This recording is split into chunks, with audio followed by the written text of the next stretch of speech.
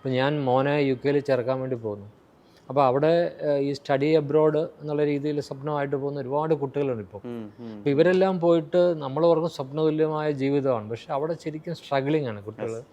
ശരിക്കും അവർ ഇവിടെ ഉള്ളതിനേക്കാൾ കൂടുതൽ സ്ട്രഗിൾ ചെയ്യുന്നു, വീട്ടുകാരെ അറിയിക്കുന്നില്ല. ഒരു മുറിയിൽ 10-15 പേര് താമസിക്കുന്നു, ആഹാരത്തിന് ബുദ്ധിമുട്ടുന്നു, തണുപ്പും മഴയുള്ള ക്ലൈമറ്റ്, പുറത്ത് ജോലി കിട്ടുന്നില്ല, തിരിച്ചു വരാൻ പറ്റുന്നില്ല, വന്നാലും വലിയ ബാധ്യതയുണ്ട്. ഇങ്ങനെയുള്ള സ്ട്രഗിൾ അനുഭവിക്കുന്ന കുട്ടികൾ.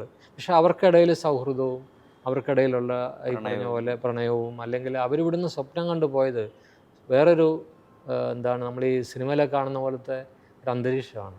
അവിടുത്തെ പോയ ഡ്രീമി ലൈഫാണെന്ന് വിചാരിച്ചു, പക്ഷെ അതൊന്നും അല്ല. അപ്പോൾ അങ്ങനെയുള്ളൊരു അന്തരീക്ഷത്തിൽ കെയർ ഹോമിലൊക്കെ ജോലി ചെയ്യേണ്ടി വരും. മിക്കവാറും കെയർ ഹോമിൽ പോകണം. അപ്പോൾ കെയർ ഹോമിൽ കണ്ടുമുട്ടുന്ന ഏതോ ഒരു മലയാളി, അവരുടെ പ്രണയകഥ ഇവർ അറിയുന്നു. അത് 70കളിലുള്ള മൂന്നാറിലെ തൂക്കുപാലത്തിൻ്റെ അടുത്തുണ്ടായിരുന്ന ഒരു പ്രണയകഥയാണ്. ഭയങ്കര ഇൻറ്റൻസ് ലവ് സ്റ്റോറിയാണ്.